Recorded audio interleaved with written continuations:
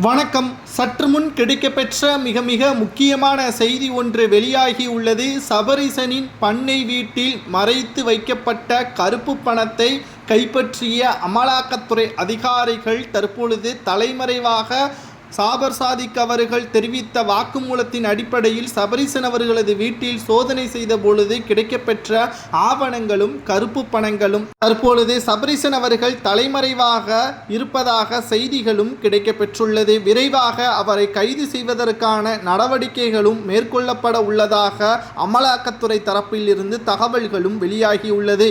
கடந்த 2021 சட்டமன்ற தேர்தலுக்கு பிறகு சபரீசன் அவர்கள் அனைவராலும் பேசப்பட்டார். மேலும் அவர் வகுத்து கொடுத்த சில தேர்தல் வியூகங்கள், வடமாநிலத்தில் இருந்து அழைத்து வரப்பட்ட பிரசாந்த் கிஷோர் அவர்கள் தேர்தல் வியூகங்களை வகுத்து கொடுத்து யாரை வேட்பாளராக நிறுத்த வேண்டும், யாருடன் கூட்டணி வைத்து அவர்களுக்கு எவ்வளவு தொகுதிகளை பங்கீடு செய்ய வேண்டும் என்ற அனைத்தையுமே சபரீசன் அவர்கள் மூலமாகத்தான் செயலாற்றினார் ஸ்டாலின் அவர்கள்.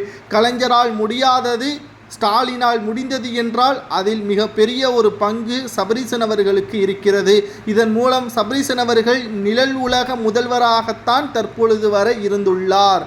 குறிப்பாக G2 நிறுவனத்தின் வருமானம் கடந்த சட்டமன்ற தேர்தலுக்கு முன்பாக கணிசமான அளவிற்கு இல்லை, பெயர் சொல்லும் அளவிற்கு இல்லை, விளம்பரங்களும் அந்த அளவிற்கு கிடையாது.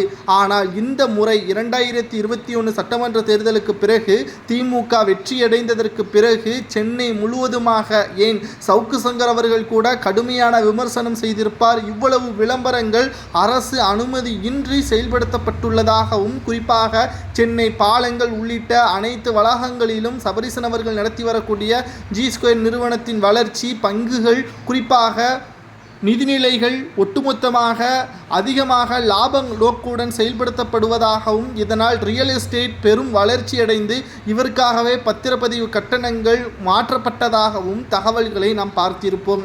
தற்பொழுது சபரீசன் அவர்கள் நடத்தி வரக்கூடிய ரியல் எஸ்டேட் நிறுவனத்தில் திமுகவின் அமைச்சர்களது பினாமிகளது பெயரில்தான் பல கோடிகள் சொத்துகள் வாங்கப்பட்டதாகவும், அதில் ஒருவர்தான் ஜாபர் சாதிக் என்பவர் கைது செய்யப்பட்டார் அல்லவா போதை மருந்து கடத்தல் வழக்கில். அவர் கொடுத்த வாக்குமூலத்தின் அடிப்படையில் பல கோடிகள் சபரீசன் அவர்களுக்கு கொடுக்கப்பட்டதாகவும், அவரது மறைத்து வைக்கப்பட்ட சில முக்கியமான கருப்பு பணத்தை வைத்திருந்த இடத்தையும் சொல்லிவிட்டார். தற்பொழுது ஜாபர் சாதிக் அவர்கள் கூறிய வாக்குமூலத்தின் அடிப்படையில் சபரீசன் அவர்களது பண்ணை வீட்டில் கிணற்றுக்கடியில் மூட்டையாக கருப்பு பணங்கள் கைப்பற்றப்பட்டுள்ளது. சபரீசன் அவர்கள் தலைமறைவாக இருக்கக்கூடிய நிலையில் அவரது கைது நடவடிக்கைக்கு பிறகு இந்த பண்ணை வீடு பற்றியான தகவல்கள் வெளிவரும்.